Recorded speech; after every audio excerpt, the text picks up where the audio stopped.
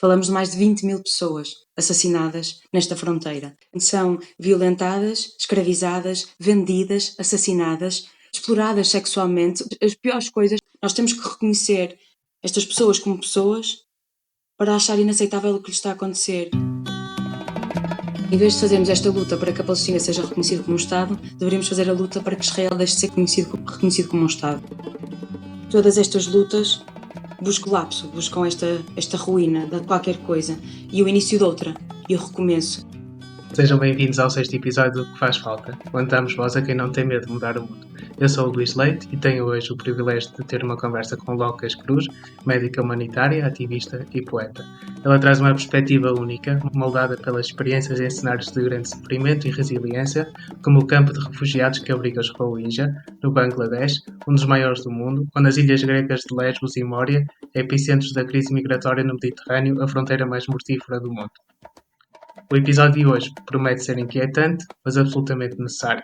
Vamos explorar temas como a desumanização, descolonização, apartheid, limpeza étnica. Se estes conceitos te são familiares, já percebeste que a Palestina será também um dos focos desta conversa.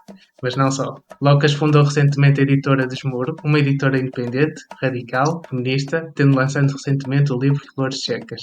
Preparem-se para uma conversa que cruza poesia, luta e revolução.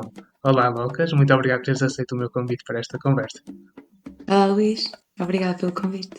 Antes de avançarmos, queria fazer um agradecimento muito especial aos meus subscritores do Substack, incluindo os embaixadores Beatriz Maravalhas, Francisco Sagorro, Paula Peixoto, que contribuíram para ser possível adquirir um novo software e melhorar a qualidade do conteúdo. E tenho também muito prazer em agradecer a todos os outros subscritores. Se queres apoiar este projeto, vê todos os detalhes na descrição aqui no episódio ou nas redes sociais. Para quem não te conhece e que está a ouvir aqui este podcast, consegues indicar quem era a Locas antes de ser uma médica humanitária e ativista? E se houve assim algum momento na tua vida que te fez despertar para esta vida? Até 2016, que foi quando fiz o meu primeiro trabalho humanitário, voluntariado naquele caso, que foi quando tive a primeira vez nos campos de refugiados, neste caso em Lesbos, na Grécia. Eu sinto que a minha vida até então era muito despolitizada e eu era uma estudante de medicina que fazia as cenas da faculdade, ou seja, que estava na faculdade e que ocupava vários espaços dentro da faculdade, mas também eles não muito politizados, ou seja, estava na associação de estudantes, estava na comissão de curso, estava a receber os intercâmbios, estava a receber os Erasmus e essas coisas todas, ou seja, tinha assim estava assim nestes espaços todos, mas nenhum deles que fosse um espaço necessariamente de luta ou necessariamente politizado. Mas isso mudou bastante quando em 2016 faço este primeiro trabalho de voluntariado aqui interseccionado com a questão das migrações e do refúgio e vou para Lesbos em novembro, dezembro de 2016 e sou confrontada com esta realidade europeia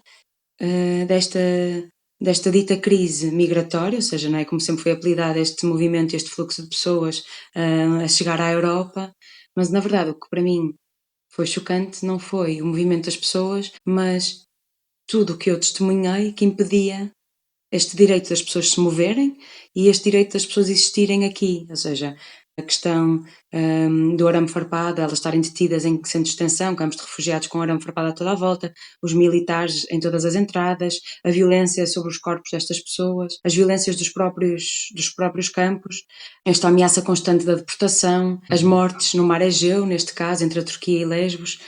Sim, ou seja, para mim, o que foi chocante foi esta questão. Eu perceber que a crise não era migratória, mas a crise era antimigratória. Perceber que a real crise é causada por políticas intencionais que fazem com que estas pessoas não tenham acesso a direitos básicos e fundamentais. Então, acho que se eu vivia numa bolha de privilégio até então, acho que foi aí que fui confrontada com esta injustiça social e com esta injustiça na questão das migrações e do refúgio e me senti cúmplice de tudo isso.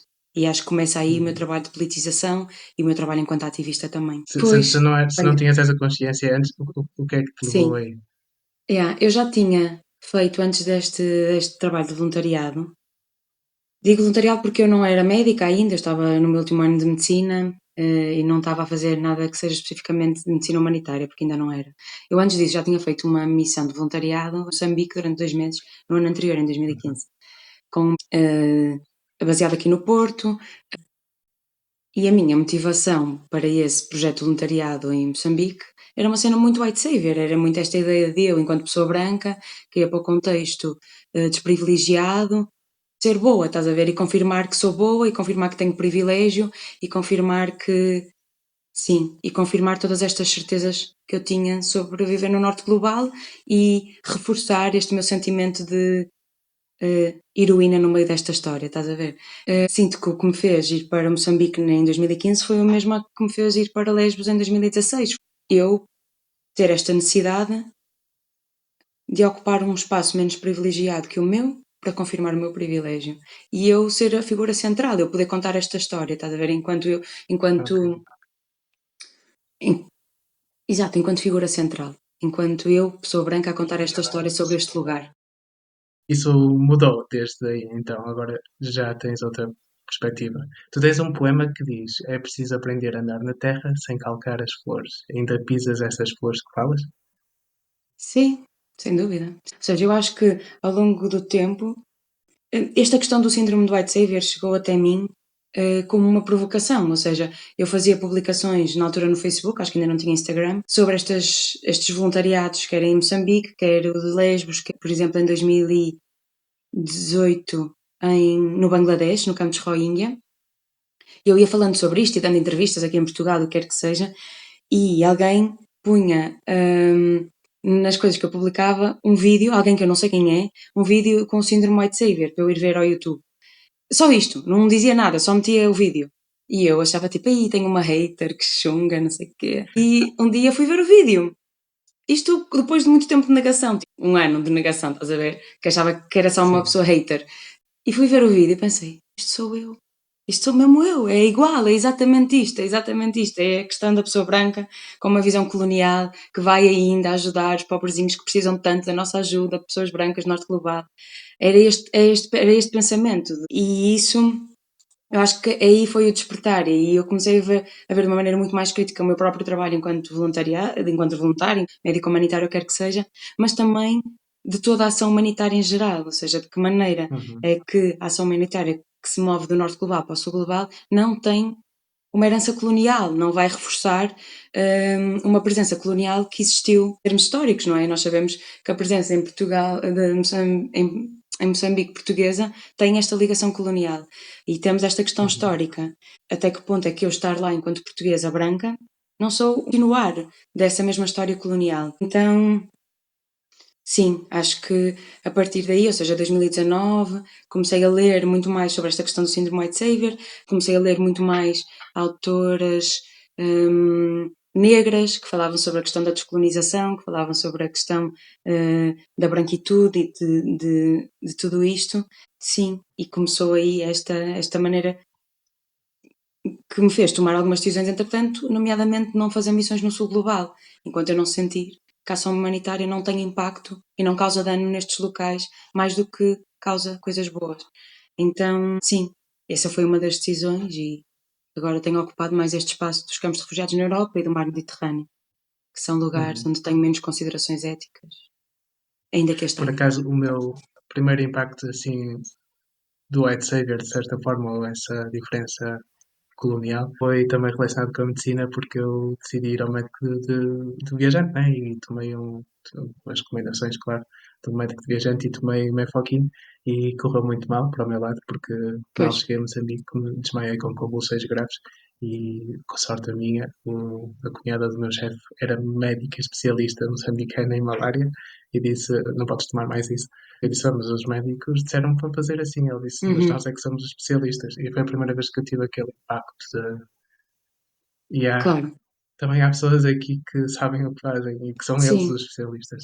Sim, e eu Essa... sinto que muitas vezes, quando nós vamos enquanto pessoas brancas coordenar equipas com uma organização internacional no sul global, a maioria das vezes somos as pessoas que menos sabemos daquele contexto, lá está pela nossa branquitude e por virmos do norte global e virmos de um contexto completamente diferente, sinto que há esta imposição do conhecimento branco num lugar onde ele não é ajustado, onde ele não faz sentido. E sim, eu lembro-me de estar, neste caso foi em 2019, depois do ciclone Idai, fui com a AMI para Moçambique e lembro-me de, na minha equipa eu era a única pessoa branca, ou seja, a única pessoa portuguesa, europeia que estava a trabalhar lá, o resto da equipa eram pessoas moçambicanas, da Beira, e lembro-me de me perguntarem alguma coisa sobre malária, eu disse, não me perguntes a mim, o Nuno é um médico moçambicano, é a pessoa que mais sabe de malária aqui, não? Ou seja, esta questão da branquitude como rótulo de sabedoria ou um rótulo de maior conhecimento é absurdo, não é? A mesma maneira como pessoas brancas que são, por exemplo, estudantes de medicina fazem coisas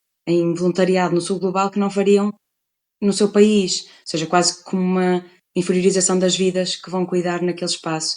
Isso é também absurdo, não é? Como é que uma estudante de medicina portuguesa assume responsabilidades num local ou ocupa um lugar de mais conhecimento do que uma pessoa que trabalha lá há muitos anos e que é médica lá, por exemplo. Só por esta questão da branquitude, não é? Então, eu sinto que nós ainda não conseguimos ocupar estes lugares sem eles serem hierárquicos, sem haver uma hierarquia entre a pessoa que vem expatriada, entre aspas, não é que é o termo que é usado, expatriada, e a pessoa da equipa local, que é nativa daquele espaço. Sim, isso é muito problemático, sem dúvida. A continuação da opressão colonial, de certa Claro. forma. Voltando um bocadinho atrás na conversa, deixaste de fazer missões no sul global e, entretanto, tens dedicado mais tempo aos campos de refugiados. E falaste um pouquinho ao bocado das pessoas que chegam aos campos de refugiados e que encontram uma desumanização total. Basicamente, uma pessoa está a fugir para encontrar a liberdade e depois encontra uma prisão. Essa desumanização. Como é que tu testemunhaste isso e como é que nós podemos, nós, pessoas comuns, resistir a isso? O que é que nós podemos fazer? Sim, olha, eu acho que esta questão da desumanização, ela vem deste lugar da colonialidade, não é? Vem deste mesmo lugar de que durante os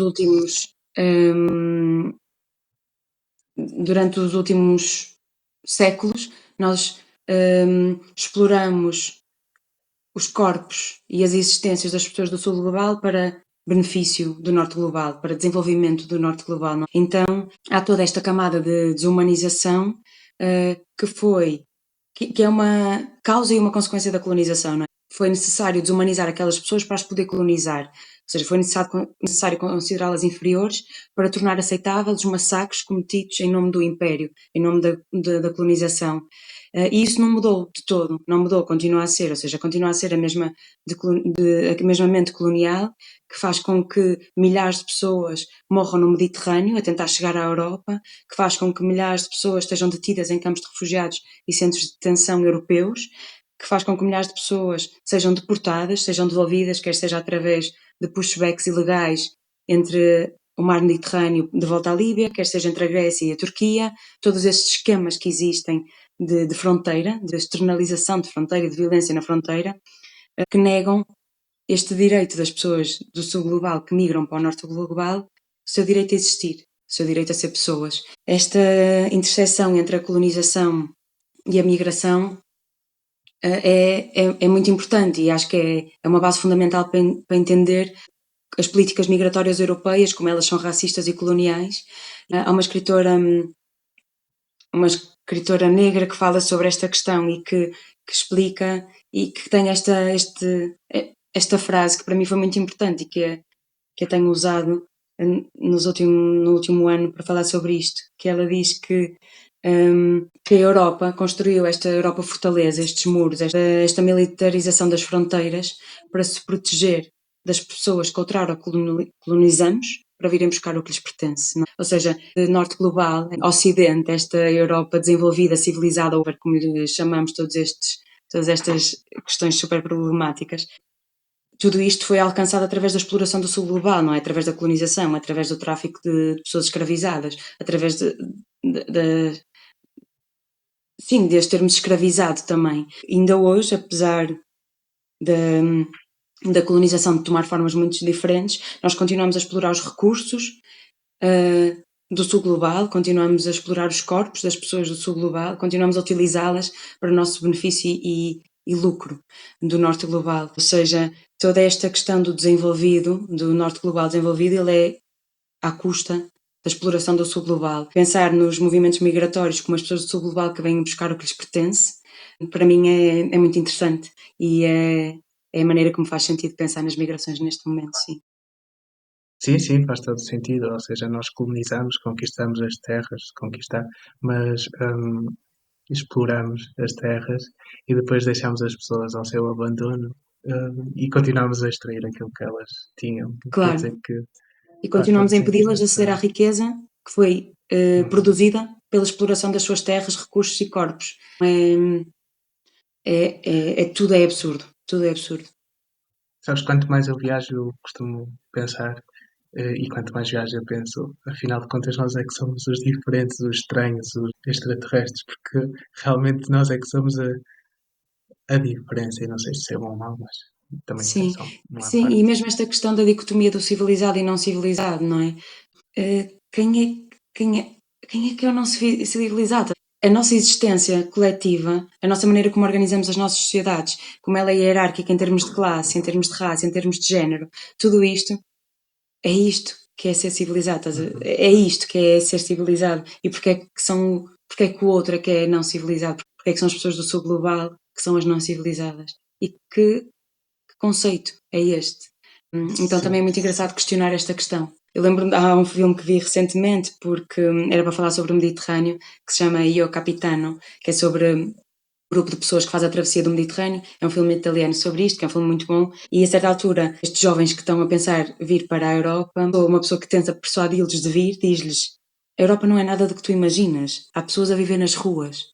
Há pessoas a viver nas ruas normalmente, tá? E eles pensam: como assim há pessoas a viver nas ruas? Como assim nem toda a gente tem uma casa? Como assim? Como assim isso existe? O que é ser civilizado? No início eu estava a falar na apresentação que o Mediterrâneo é a fronteira mais mortífera do mundo, Uhum. e eu encontrei um artigo que escreveste, vou resumir e vou ler, porque eu acho que, primeiro deixa-me fazer-te a pergunta, achas que as pessoas têm noção disso, que é uma fronteira que é mortífera, a quantidade de pessoas que morrem? Eu acho que intencionalmente as pessoas escolhem não ter noção. Sim, acho que é uma estratégia de se protegerem e de não terem que lidar com esse facto. Sim. E também porque existe muito interesse mediático e político que as pessoas não saibam que isto está a acontecer nas nossas fronteiras. Eu vou ler porque eu acho que isto dá uma certa textura ao nosso episódio e achei muito interessante o que tu escreveste e eu vou passar a ler. Ele sabia porque viu amigos seus ficarem caídos no chão enquanto fugia. Ele não escolheu entrar num bote de plástico e fazer-se ao mar. Ficar não era opção. Fugir era a única opção. As crises humanitárias só são esquecidas por quem tem o privilégio de se esquecer. O Mediterrâneo é uma crise impossível de esquecer. É essa a linha que separa a do privilégio de poder esquecer. O mesmo privilégio de poder não ter medo. No Mediterrâneo, só os europeus é que não têm medo do mar. É assim que no meio da confusão se distingue quem tem de ser resgatado e de quem resgata. Há tantos dilemas morais e éticos e esta brutalidade do sistema, como é que se lida com estas instituições que colocam o interesse humanitário no final das prioridades? O interesse humanitário está no fim da lista. Sim, já não me lembrava deste texto. Não sei quando é que eu escrevi, pá, em 2021? 22? 2022.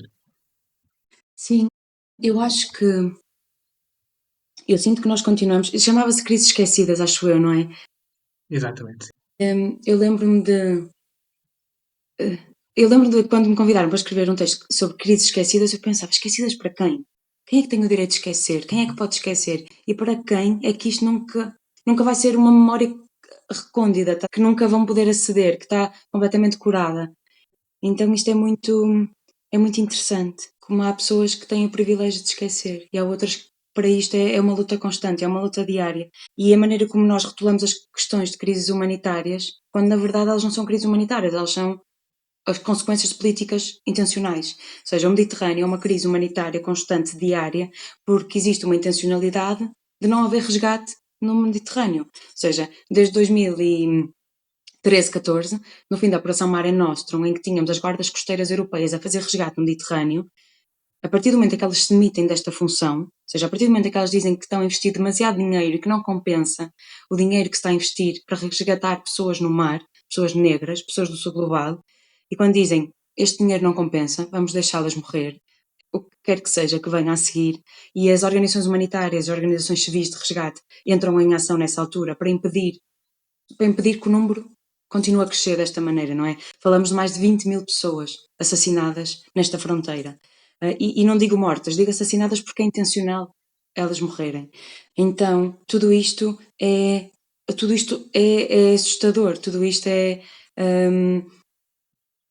muitas vezes rotulado de crise humanitária porque despolitiza a razão pela qual estas pessoas continuam a ser assassinadas nesta fronteira. Isso para mim é muito perigoso. Ou seja, eu acho que nós temos de continuar a fazer esta luta enquanto ativistas, enquanto trabalhadoras humanitárias, saber exatamente quem é que causa quem é que causa esta violência, saber exatamente quem lucra com esta violência e como elas estão conectadas com outras questões, não é? Nomeadamente, pensar que a Frontex, que é a Agência de Fronteira Europeia, que militariza e faz patrulhas no Mediterrâneo, está envolvida com as milícias líbias que devolvem as pessoas à Líbia, a lugares onde elas são, como fala na história do M, são violentadas, escravizadas, vendidas, assassinadas, exploradas sexualmente. As piores coisas que consigamos imaginar acontecem-lhes na Líbia. E temos então fundos europeus que devolvem à Líbia estas pessoas para repetir este ciclo de violência, vezes e vezes sem conta. Então, para mim é muito importante que nós saibamos que o que acontece no mar Mediterrâneo é intencional. Tão intencional que nós que trabalhamos no mar Mediterrâneo, enquanto ativistas, enquanto trabalhadoras humanitárias, somos criminalizadas por fazê-lo. Ou seja, somos acusadas de apoio à migração ilegal, de tráfico humano, de espionagem, as coisas mais absurdas que se possam lembrar, para garantir que através da nossa criminalização há uma criminalização da migração e do refúgio, e que há um número menor de pessoas que chega à Europa e que há um número menor de pessoas que sobrevive e que vive e que existe neste espaço. Para mim é tudo muito mais complexo do que só uma crise humanitária em que as pessoas estão a morrer nesta fronteira. E quando eu ia falar da Frontex, agora já voltei-me a lembrar, a interseção que eu queria fazer aqui era que os mesmos drones da Frontex que militarizam e que patrulham o Mediterrâneo são comprados a Israel. São os mesmos drones que são utilizados em Gaza para assassinar, para vigiar 24 horas por dia a população palestiniana em Gaza, ou seja, são a mesma arma de morte, a mesma arma de violência, a mesma arma colonial. O Mediterrâneo e a Palestina estão completamente conectados, porque a migração e a colonização estão conectadas.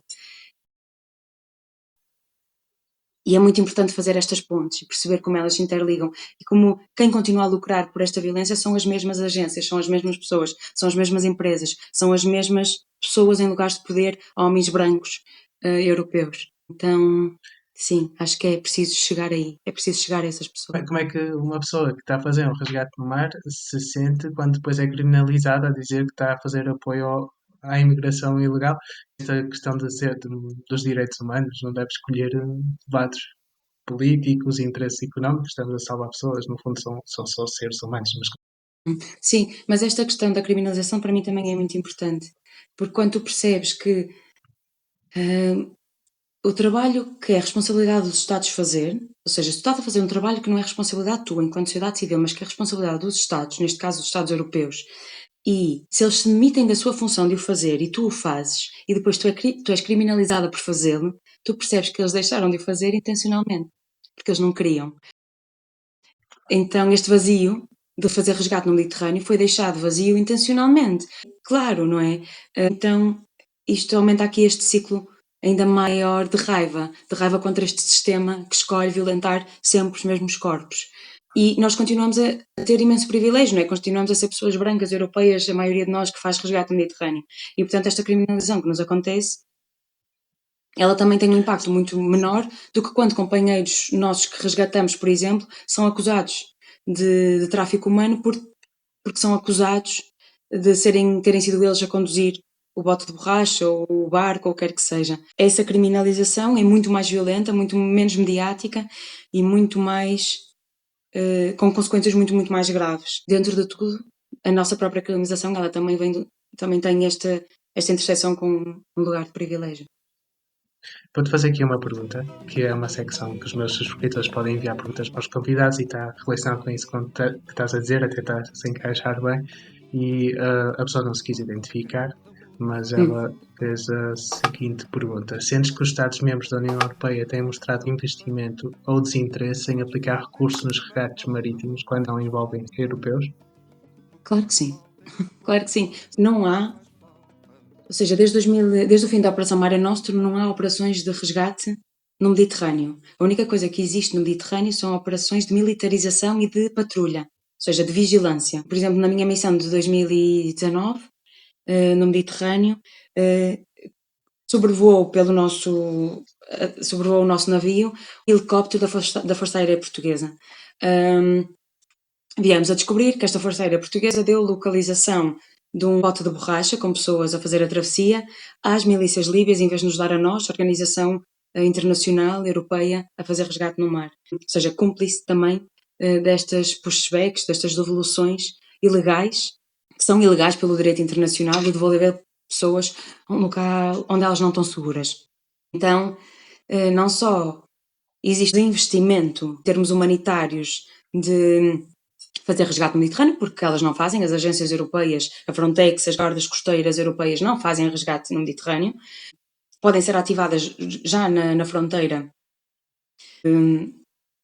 não fazem patrulha no Mediterrâneo, como faziam antigamente, não fazem patrulha no Mediterrâneo com os seus navios das guardas costeiras, e pelo contrário, há um investimento na militarização da fronteira, na externalização da fronteira, quando pagamos à Líbia, quando pagamos à Tunísia, quando pagamos à Turquia, para reterem pessoas migrantes nesses países a troco de dinheiro e a troco de acordos, que depois vai beneficiar outras pessoas, não é só a questão de haver um desinvestimento. Há um investimento noutras coisas, há um investimento contrário, que é continuar a reter pessoas nesses países para os quais externalizamos as nossas fronteiras europeias, e para onde perpetuamos a violência sobre as pessoas migrantes e refugiadas.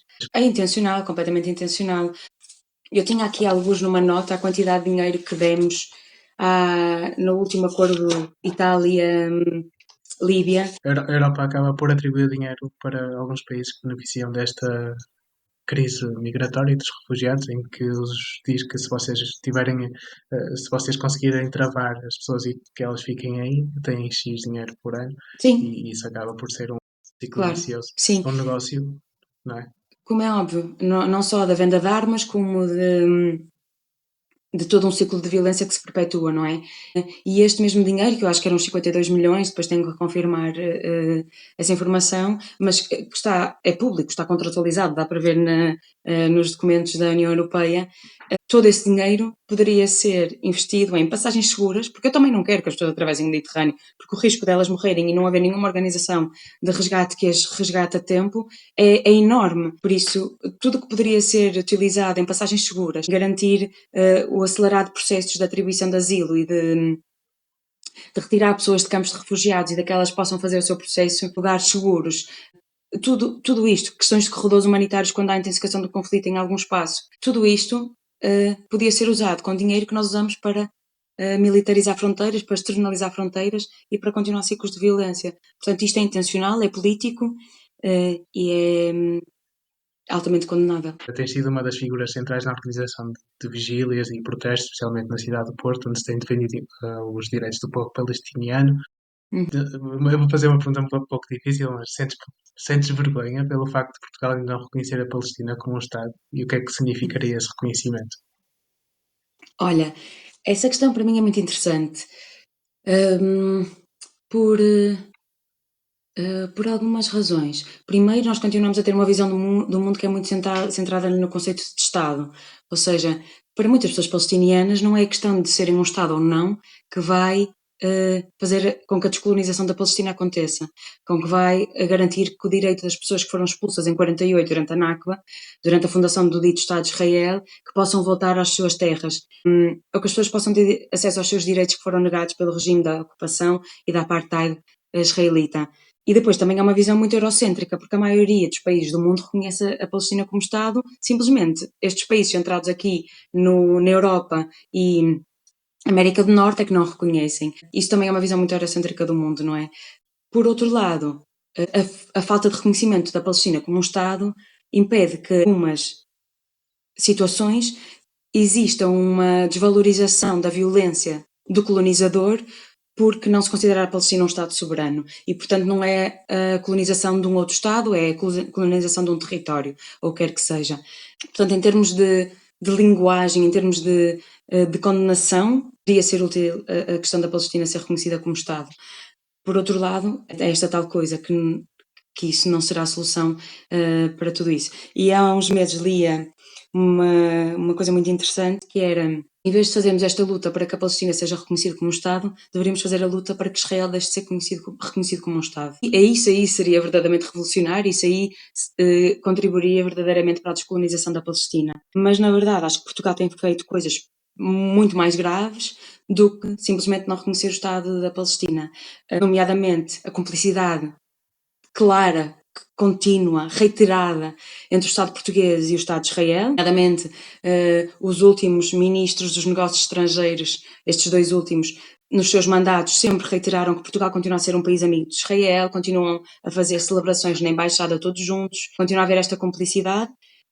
Vimos recentemente o navio que transportava armas para Israel que pôde aportar em Portugal, o navio com bandeira portuguesa, que transportava armas para Israel e que é de uma empresa claramente conhecida por fazer este tipo de movimentações de armas para Israel, e em muitas coisas continua esta cumplicidade colonial, o que não é nada surpreendente. Não é nada surpreendente que um país colonial como é Portugal apoie um Estado colonial. Como não é nada surpreendente que os Estados Unidos são fundados de uma colonização e do extermínio e do massacre do povo indígena, não é nada surpreendente que Israel seja o seu mais protegido projeto colonial. Israel é um projeto colonial do Ocidente europeu. O colonizador nunca vai condenar a sua própria colonização. Isso é uma ideia irreal que nós temos. Portanto, a verdade é que neste momento eu espero muito pouco do Estado português, porque ele não é menos colonial do que o projeto israelita. E do povo português? Esperas que se deixe de ter esta ideia que fomos bonzinhos e que esperas mais? Isso eu esperava que sim. Isso sim, eu acho que é responsabilidade nossa coletiva, esta capacidade de nos organizarmos e de nos revoltarmos e de exercermos esta pressão sobre quem nos representa politicamente, ainda que tenhamos muitas dúvidas sobre que impacto é que terá. Ou seja, se alguma vez o poder que é intencionalmente assim irá ser desmantelado pelo próprio poder. Isso não vai acontecer, não é? Por outro lado, eu acho que nos cabe a nós, sociedade civil, e nos cabe a nós, ativistas, e nos cabe a nós, pessoas, organizarmos esta luta coletiva por um mundo mais justo, que inclui certamente uma Palestina livre. Por outro lado, também acredito que uma das coisas muito importantes para nós, enquanto sociedade civil, ou seja, ao mesmo tempo que exigimos esta descolonização da nossa própria mente e da nossa própria história, ou seja, eu acho que enquanto nós não descolonizarmos a nossa história e a história da colonização portuguesa, como nós ainda continuamos a romantizar, a dizer, a chamar-lhe descobrimentos, a dizer que foi um colonialismo brando, não éramos assim tão maus, olhem para os alemães, que bárbaros, e os belgas, que bárbaros que eles eram, quer que seja. Enquanto nós não continuarmos, enquanto continuarmos a romantizar a nossa própria história colonial, nós vamos continuar a não conseguir perceber a Palestina como uma questão de colonização e a não conseguir fazer o processo mental de imaginar a Palestina livre. Então isso para mim é um grande impedimento. Ou seja, a maneira como nós vemos a nossa própria colonização é um grande impedimento para a descolonização da Palestina na retórica, nas narrativas da nossa existência enquanto pessoas que vivem em Portugal.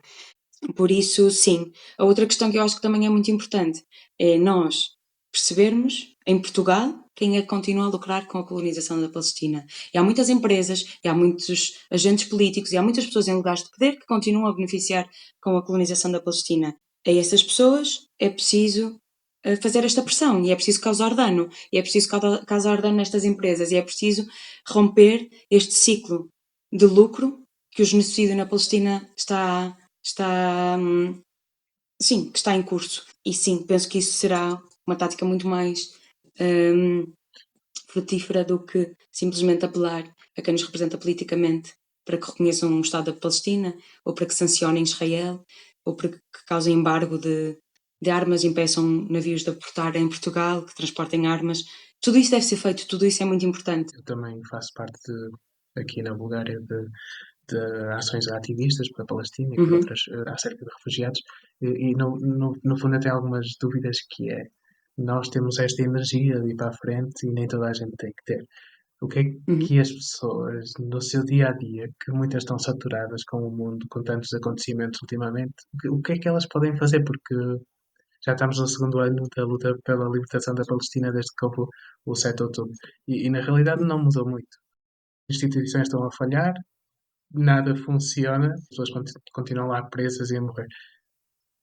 As pessoas sentem-se sem poder algum e na realidade não têm poder nenhum. O que é que o comum dos mortais pode fazer? Eu É acho que o primeiro muito. passo, eu diria que é nós reconhecermos que nós sim temos poder, que nós sim, enquanto sociedade civil, nós enquanto coletivo, nós enquanto. Nós sim temos poder. E eu acho que nós também temos de reivindicar esse lugar de poder que nos foi destituído por poderes, por interesses políticos, não é? E nós cedemos sempre e nós delegamos sempre este lugar de poder a quem nos representa politicamente, o que é uma estratégia má, na verdade. Então, eu acho que acreditar neste poder das massas e acreditar neste poder que nós temos coletivamente de ir para a rua e de protestar e de organizar vigílias como as que temos diariamente no Porto desde há mais de um ano, e organizar ações diretas, e organizar boicotes a eventos de propaganda sionista, ou a políticos portugueses que claramente são um veículo desta propaganda sionista do Estado de Israel. De como nós nos organizamos nesse sentido e como nos organizamos para recusar esta linguagem que desumaniza. Dia após dia, há mais de um ano, nós vemos uma linguagem que desumaniza as pessoas palestinianas na televisão e nos discursos dos representantes políticos, não é? E que continua ao mesmo tempo a branquear os crimes cometidos pelo Estado de Israel. Então, acho que também nos cabe a nós este lugar de humanizar as pessoas palestinianas, e isso é uma arma muito poderosa de descolonização, porque a partir do momento em que nós reconhecemos alguém como sendo tão pessoa como eu não vou aceitar que 50 mil pessoas tenham sido assassinadas nos últimos 14 meses, não é?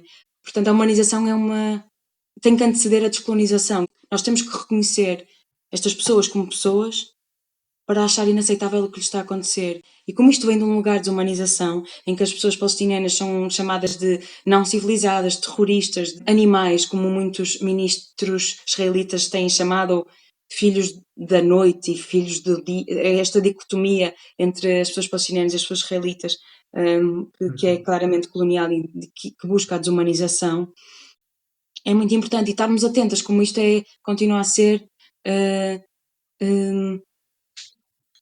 subtil, às vezes mais subtilmente, outras vezes muito óbvio e muito claro, como isto continua a ser uma linguagem de desumanização e que leva a perpetuar a colonização.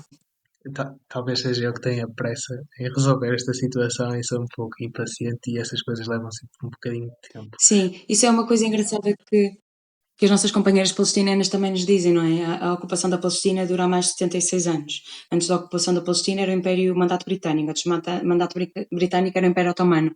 Ou seja, isto também é uma visão branca e de privilégio de que as coisas se resolvem muito rápido. Isso não é real. Comparando, é muito mais drástico neste momento a quantidade de pessoas que morreram em curto espaço de tempo do que. Não estou a desculpar a colonização, mas creio que a urgência é muito grande neste momento para conseguir resolver. Claro, claro. Sim, eu acho que há aqui níveis diferentes de o que é o curto prazo, o que é o longo prazo, não é? O curto prazo seria um cessar-fogo em Gaza, não só em Gaza, mas no Líbano, na Síria, neste momento que está a ser bombardeada por Israel, depois da queda do regime do Assad. Todas estas questões. Mas isto é a questão do curto prazo, mas a longo prazo o que nós queremos é a descolonização da Palestina, é uma Palestina livre, do rio ao mar, um direito ao retorno de quem foi expulso e sistematicamente expulso desde 48 para dar origem à fundação de um Estado que não é senão o resultado de uma culpa da perseguição dos judeus na Europa, não é? E é engraçado como as pessoas palestinianas dizem que culpa temos nós, que culpa tenho eu do que os países europeus fizeram ao povo judeu, que culpa temos nós, para sermos nós agora a ser exterminados, para sermos nós a ser vítimas do genocídio e da limpeza étnica e deste holocausto. Então sim, precisamos de encontrar este nosso lugar de responsabilização coletiva para também o desmantelar. Deixa-me mais apaziguada a tua resposta, porque sim, temos esse longo prazo e é o objetivo de descolonizar. Uhum. Deixa-me falar aqui um pouquinho da nova Medical School, que tornou-se a primeira faculdade, 50 anos depois do 25 de Abril, a tentar sentar diretamente estudantes no banco dos réus no tribunal devido a uma Uhum. manifestação. Como és membro do Coletivo Portugal Libertação pela Palestina, que estás solidária com eles e tens alguma coisa a dizer sobre o assunto, por isso deixo aqui espaço para fazer. Sim, claro que sim. É muito absurdo como vemos estudantes que ocupam lugar ou exigem às suas faculdades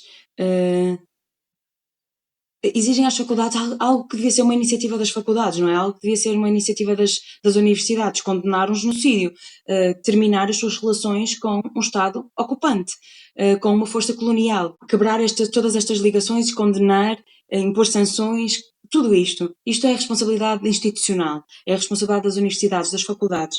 E elas não só se demitem desta função, como criminalizam as estudantes que o exigem. É duplamente absurdo. E depois, esta questão da violência, não é? Nos 50 anos do 25 de Abril, termos novamente polícia a entrar nas faculdades para deter estudantes, termos estudantes Que estavam a a ocupar serem o espaço na acusadas. varanda. Exato, exato. De terem estudantes da sua própria faculdade a serem acusadas de introdução em espaço vedado ao público, numa faculdade onde elas estudam, onde pagam propinas, onde têm o direito de ocupar qualquer espaço. E para mim tudo isto dá-me muita, muita raiva mesmo. E acho que isto tem que trazer mais força aos nossos movimentos, ao movimento estudantil pela Palestina, ao movimento ativista pela Palestina em Portugal, e torna ainda mais claro a cumplicidade que existe entre as instituições que nos representam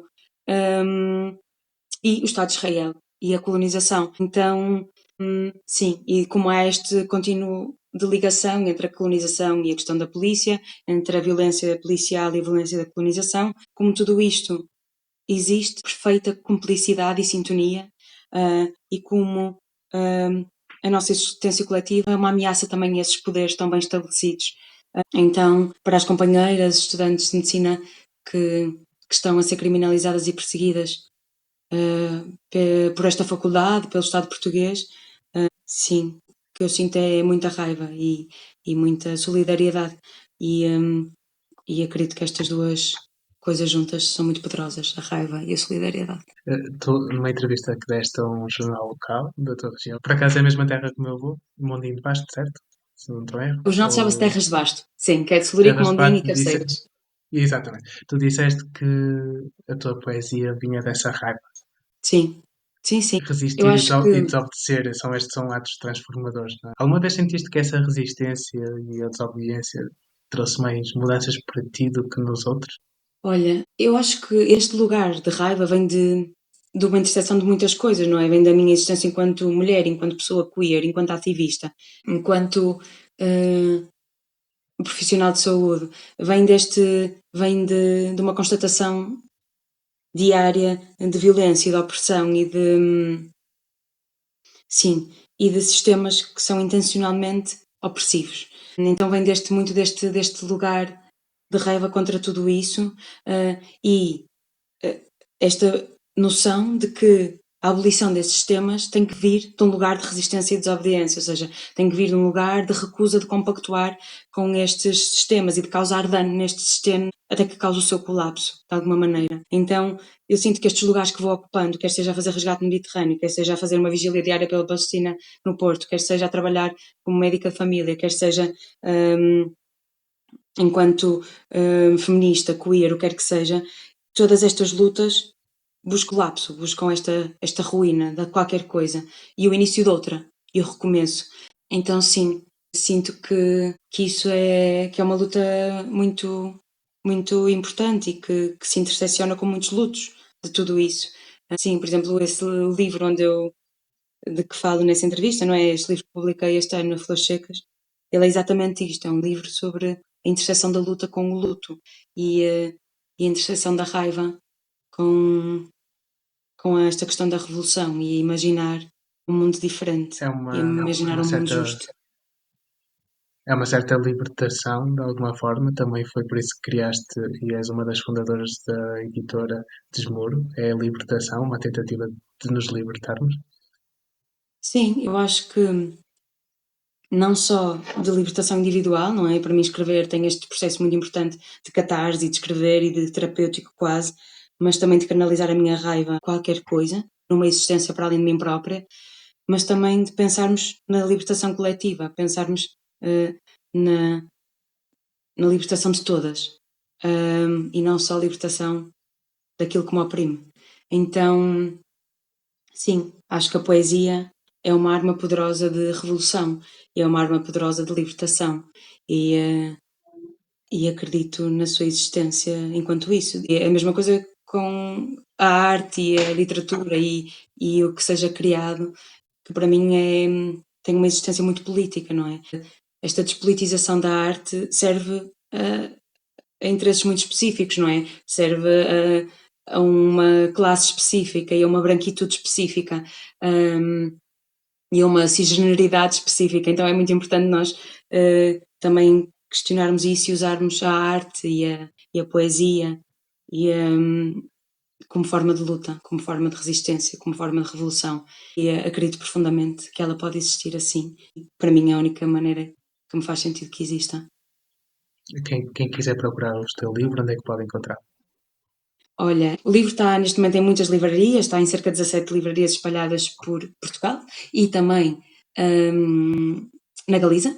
E, portanto, livrarias independentes, não trabalhamos com grandes distribuidoras, porque acreditamos que os livros não pertencem aí, pertencem a livrarias pequenas, independentes, pertencem às pessoas. Essa é uma maneira, nós temos no nosso site a lista o mapa das livrarias onde o livro está disponível e depois está no nosso site também. Podem encomendar e mandamos para casa. Sim, por isso há várias maneiras. E também está em bibliotecas públicas, que é uma outra maneira para nós muito importante, que é que as pessoas possam aceder aos livros sem ter que os comprar. Ou seja, não pela posse, mas pela sua existência e pelo prazer de os ler. A coletividade, muito bem, acho isso ótimo. Se alguém tiver interesse nesse desmorar das coisas e queira escrever também, pode propor para ser publicado por vocês? E como é que pode fazer? Sim, ou seja, nós nesta fase estamos a Desmuro foi criada este ano, lançamos este primeiro livro que é o Flores Secas. Estamos até ao final do ano a trabalhar com apresentações do livro e esta distribuição do livro e a sua existência mais coletiva. E no início do próximo ano vamos começar a pensar mais concretamente nas próximas publicações. Ainda não temos nada assim muito concreto, temos recebido algumas propostas e algumas pessoas que gostavam de publicar connosco e estamos em fase de ler e de pensar, mas sim, isso existe através dos nossos canais, nos nossos e-mails, será a forma mais fácil, podem encontrar isto também no nosso site, desmuro.pt. Já são 9 e 10, eu por mim continuo mais algum tempo, não sei se estás confortável com isso. Sim, estamos ok. Ok, perfeito. Eu tenho aqui uma lista gigante de perguntas. Estou a sentir que te estou a atropelar porque o tempo está a passar. Não sei se está tudo ok, se estou Tranquilo. a falar por cima de ti. Olha, relativamente a essa a tua editora e tem a ver com feminismo, eu ouvi a conversa com o Diogo Faro, desta para melhor, do podcast, e eu recomendo que ouçam porque a conversa foi muito interessante e muito bem conduzida pelo Diogo. E tu disseste numa resposta, somos apelidadas de feministas histéricas. É o nosso histerismo que está a fazer a revolução. Eu estou-me a cagar se nos chamam de histéricas e se nos dizem ocupem o vosso lugar. Não és tu que vais dizer que lugar é que eu tenho que ocupar. Bom, isso deve ter sido para aí 2022 também. Não Acho que ouvi sim, bem, acho que mas. sim, ok, sim, é E isso. ainda mantens a mesma. Olha, já foi há algum tempo, ainda se mantém esta ideia? Sim, sem dúvida, sim. Eu acho que é uma coisa muito importante. Que lugar é que eu posso ocupar enquanto mulher, não é? Que lugar é que eu posso ocupar enquanto feminista, enquanto pessoa queer, o que quer que seja? E que lugares é que me são vedados? Ainda agora, com a publicação do livro, na entrevista, alguém me dizia não é muito arriscado tão jovem e mulher, não disse mulher, não é? Mas tão jovem e o primeiro livro que publica é poesia, não é? Ou seja, quase como se este lugar, eu não pudesse aceder a este lugar, quase como se eu tivesse de esperar para ser velha ou esperar para ser homem, que em princípio não serei, para ocupar este lugar. Então é muito engraçado. Isto também tem acontecido, por exemplo, no trabalho humanitário, não é? Dizerem que este lugar que eu ocupo que é um lugar demasiado violento e que não é um lugar onde uma mulher deva estar. E como isto replica um sistema de violência em que eu não quero que me continuem a dizer que eu não posso ocupar este lugar, mas que haja uma transformação destes lugares para que eu ou seja, para que eu não seja oprimida a ocupá-los. É mais esse sentido. Claro que consigo interseccionar isto com, com muitas outras questões agora, não é? Com uma coisa muito importante que eu continuo a ter um privilégio muito grande, que é a questão da branquitude, não é? E ter um passaporte europeu. E isto permite-me ocupar outros lugares que, que mulheres negras, que mulheres trans, que mulheres de outras origens e de outras existências, que lhes é negado. Também é muito importante nós questionarmos muito esta questão deste feminismo neoliberal, não é? De que o nosso objetivo é ocupar um espaço de poder e que esse é o maior objetivo que uma mulher pode ter, é ocupar um lugar de poder que lhe era vedado por ser mulher. Quando na verdade nós queremos o desmantelar deste sistema que se organiza assim, que se organiza hierarquicamente e que se organiza dando migalhas de poder a algumas pessoas de grupos subrepresentados na sociedade, de modo a quase calá-las, não é? Há uma coisa que escrevo no livro que é a justiça não é eu ocupar um lugar e segurar a porta para que outras mulheres possam entrar, justiça é arrebentar com a merda da porta. E é isso, acho que isso me fez pensar também muito mais nisso e muito mais no que é a justiça, não é? Justiça não é só eu ocupar esse lugar, é eu garantir que esse lugar é ocupável por todas nós. Já arrebentaste quantas portas? Não tem sido fácil arrebentar portas, que elas estão mesmo ali à prova de arrebentamento. Blindadas. Mas acho que essa é a verdadeira luta, sinceramente. Mais do que acomodar-me em lugares que me é permitido ocupar. Achas que neste momento da tua vida esse é o teu foco? Uma vez que anteriormente estavas muito focado em ajudar, digamos, refugiados e outras pessoas, e neste momento se calhar estás mais focado para o que é interno? Eu acho que houve uma altura que o meu trabalho enquanto ativista e enquanto trabalhadora humanitária estava muito equilibrado, eu ocupava os dois igualmente. Sinto que agora o meu trabalho enquanto ativista é a grande motivação do meu trabalho enquanto trabalhadora humanitária, por exemplo, ou seja, faço resgate no Mediterrâneo não só pela questão que é urgente que as pessoas não morram na travessia do Mediterrâneo, mas também porque é urgente esta visão política do que está acontecendo no Mediterrâneo, denunciar esta violência que testemunhamos e apontar dedos e causar ferida e tentar desmantelar este sistema de opressão. Por exemplo, a questão da Palestina, não é? Eu estive na Palestina no passado enquanto ativista. Fui juntamente com outras ativistas à Palestina para me encontrar com ativistas palestinianas. E este foi o lugar que para mim foi mais confortável estar na Palestina. Ou seja, quando eu imaginava, eu também posso ir como trabalhadora humanitária para a Palestina, posso ir como uma organização humanitária e trabalhar lá. Mas este lugar nunca me foi, ou seja, deixou de me ser confortável, não é? Porque eu pensei, mas será que as pessoas palestinianas precisam de mais uma médica branca, precisam de mais uma pessoa branca lá a dizer o que é que está certo, o que é que está errado, o que é que tem que ser mudado, o que é que está bem? E é isto, é esse o meu lugar, ou é esse o lugar que vai trazer, não sei, alguma coisa de mais revolucionário ao que está a acontecer lá. Então senti que ocupar este lugar, entre aspas, porque ocupar é uma palavra com duplo sentido nesta questão da ocupação da Palestina, e que estar na Palestina enquanto ativista fez muito mais sentido. Então sinto que na minha vida, neste momento, as coisas estão muito mais organizadas no sentido do ativismo e da denúncia destes sistemas de opressão. Sim, Até principalmente isso. porque, até porque o facto da posição de médico já dá um certo privilégio para ter acesso a esse tipo de lugares, creio eu, não sei se estou errado. Abre algumas portas, muita gente se calhar quer ajudar e não sabe como. Se fores médico tens muitas formas de conseguir chegar lá. Se fores uma pessoa, tens as tuas ferramentas, às vezes existem formas, mas tu não sabes como. Sim, sim. Eu acho que também é muito importante eu perceber,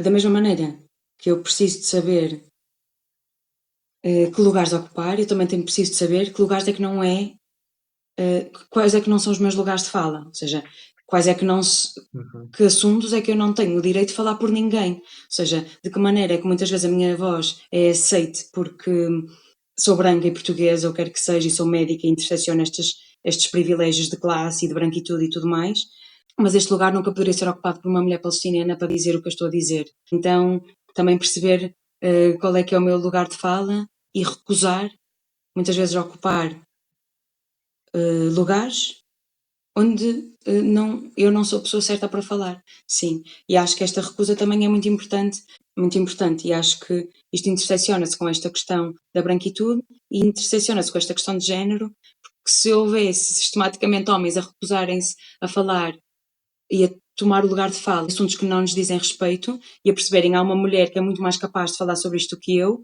estaríamos muito melhor, não é? Mas continuamos a ter homens brancos, cis, hetero, a ocupar lugares de fala que não nos correspondem. Então acho que é muito importante também questionarmos estes lugares. Sim, concordo contigo plenamente. Tenho curiosidade de saber como é que foi essa visita à Palestina. O que é que tu viste? O que é que tu sentiste? Sim, olha, esta viagem à Vieste com Palestina, outros olhos?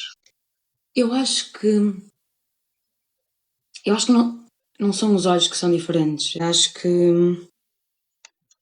que é inevitável este confrontar com uma realidade de ocupação que eu só tinha visto descrita, não é? Que só tinha visto em poesia e em filmes e companheiras palestinianas que o denunciam ativamente, diariamente.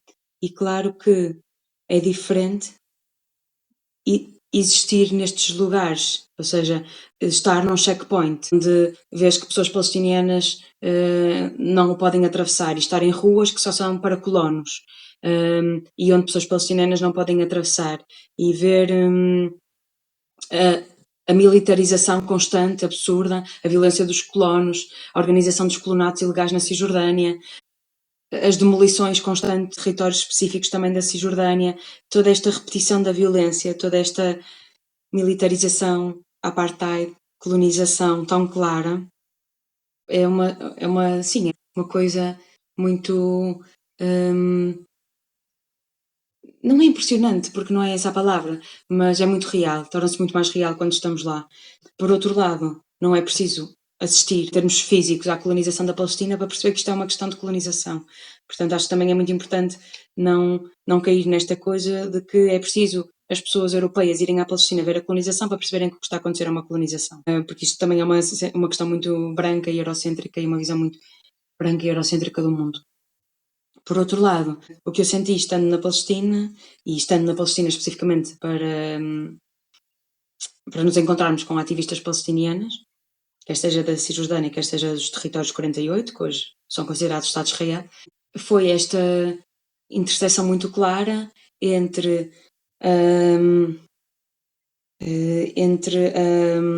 a colonização da Palestina, ou seja, de como ela se tornou tão evidente e tão clara, e ao mesmo tempo como se tornou tão evidente e tão inevitável para mim a libertação da Palestina e a própria descolonização. E este sentimento que parece meio incompatível, ou seja, ter uma visão clara da colonização e ainda assim acreditar profundamente na descolonização e na libertação da Palestina pode ser quase excludente, mas não é. E é exatamente pela violência da colonização que a libertação da Palestina é tão inevitável e isso para mim foi muito importante. Já viveste tanta coisa, tantos sítios que tu foste, campos de refugiados, zonas de crise humanitária, esta questão da Palestina, tudo que acontece no mundo. Ainda tens esperança, mesmo com sistemas tão profundamente enraizados e a desigualdade e um racismo estrutural, ainda tens esperança que no futuro há de ser diferente? Eu acho, e isto também é uma coisa que as nossas companheiras palestinianas dizem muito, que a esperança é um trabalho político diário. Eu não tenho esperança como de uma maneira romantizada, idealizada, com confetes e purpurinas. Eu tenho a minha questão da esperança, para mim é uma questão política. Para mim acreditar que a Palestina será livre é uma questão política. E é uma coisa em que eu acredito profundamente, politicamente. Está muito mais exigente, confrontada com a violência da colonização e da ocupação, acreditas que ela pode acabar do que simplesmente te acomodares que ela é irreversível e que ela que tem que ser assim. E com isto, não só a questão da Palestina, mas a questão de outras opressões e a questão de outras violências políticas, sim, e de outros sistemas de injustiça.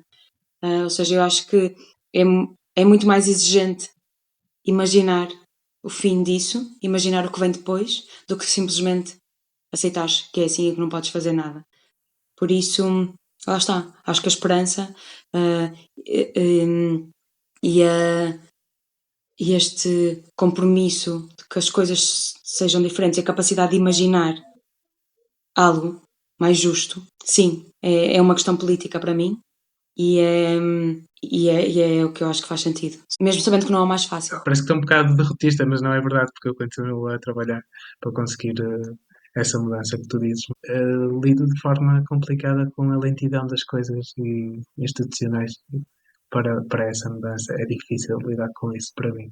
Na tua jornada, até aqui, na tua vida, houve pessoas nesses lugares que mudaram a tua perspectiva de vida. Estou mais interessado até se há uma história, às vezes um rosto, uma palavra que ficou contigo para sempre. É difícil individualizar, no sentido em que muita coisa aconteceu nos últimos anos, não é? E, ou seja, conheci pessoas e testemunhei vidas muito, muito importantes e inspiradoras. Ao mesmo tempo, também é muito importante para mim não romantizar essas existências para a minha própria inspiração, ou seja, não instrumentalizar esta violência que estas pessoas sobreviveram e a que resistem para a minha própria inspiração. Quando estive agora na Palestina, no ano passado, lembro-me da avó de uma amiga minha palestiniana, quando a conhecemos, com 94 anos, estava-nos a contar da sua vida, não é? De como testemunhou. Ela tem 94 anos, é mais velha do que o fucking Estado de Israel. E dela nos contar o que viveu em 48, com a Nakba, com a catástrofe, não é? Que deu origem à fundação do Estado de Israel.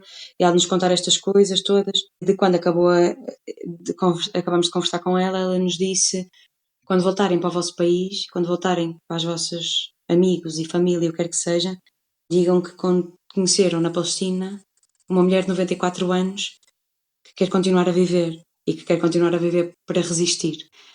E isto foi uma história que me marcou muito, sem dúvida, na Palestina, como tantos outros momentos em que testemunhei esta certeza inabalável destas pessoas, do seu direito à sua terra, do direito a serem livres e do direito a este território ser livre. Sim, e como esta, muitas outras noutros espaços, noutros lugares, mas também a mesma luta e a mesma certeza de reconhecerem o seu direito a existir, e o seu direito a serem livres e a serem pessoas. Se pudesses deixar uma mensagem aqui a nos agora que estamos a terminar, já estamos quase mesmo na reta final, o que é que dirias sobre o papel de cada um na construção de um mundo mais humano? Eu acredito mais do que no papel de cada uma de nós, acredito no papel de nós todas juntas e no poder que nós todas juntas temos de, não sei, quase que catalisar o processo de colapso de sistemas que são opressivos e que causam dano e que causam violência sobre os mesmos corpos, sobre as mesmas existências. Então, acredito muito no poder da nossa existência coletiva e acredito nisso e, portanto, acho que para mim é muito importante que, se as pessoas se sentem frustradas com o que vem a acontecer no mundo, que se organizem e que se juntem a coletivos ou a associações ou a grupos de amigos que se organizam de outra maneira e que repensam o mundo e que imaginam o mundo como podendo ser diferente e que estão disponíveis para a luta que vem, para que isso aconteça. Então, sim, eu acho que seria isso que eu diria às pessoas, para se organizarem, para se revoltarem e para lutarem, na certeza de que estamos juntas e continuaremos. Como o Zeca Afonso dizia, é preciso agitar. Yeah, Que encaixa mesmo. bem. Esta pergunta é obrigatória no nosso podcast. O que é que tu achas que faz falta? Olha, eu acho que faz falta este reconhecimento do nosso poder coletivo, este reconhecimento da maneira como, quando nos organizamos, quando organizamos a nossa raiva, quando deixamos de ter medo destes sistemas que nos oprimem e que intencionalmente nos empurram para um lugar de inação e de quase uma cumplicidade, sim, uma cumplicidade forçada, como quando nós reconhecemos este nosso poder de abolir estes sistemas, de causar o colapso destes sistemas e de criar novos, e de existirmos coletivamente de maneiras que não sejam violentas nem hierárquicas, nem que nos causem dano mutuamente, mais a umas do que a outras. Acho que isso faz falta. Acho que é isso que talvez faça falta. E acho que talvez seja quando nós reconhecermos este poder que temos coletivamente, e quando nós reconhecemos este poder coletivo de reimaginar um mundo mais justo e livre para todas, sim, que as coisas sejam diferentes. Por isso, acho que é isso. Perfeito. Olha, muito obrigado pela conversa. Foi profundamente inspirador ouvir-te e aprender contigo imenso. Também motivar-me para o futuro, um pouquinho também. E espero que as tuas palavras continuem a ressoar em quem nos ouve e que inspirem mais gente a agir e a coletivizar, como tu disseste. E muito obrigado por estares aqui. Obrigada a ti também por teres ouvido. Obrigado a todos por estarem desse lado mais uma vez. Sigam-nos nas redes sociais para acompanharem todas as novidades e conteúdos exclusivos. Estamos no TikTok, Instagram e Substack. Se quiseres apoiar o projeto, podes doar no Buy Me a Coffee ou subscrever no Substack, uma plataforma onde partilho conteúdos exclusivos. Conto convosco para espalharmos esta mensagem e transformarmos o mundo. Muito obrigado.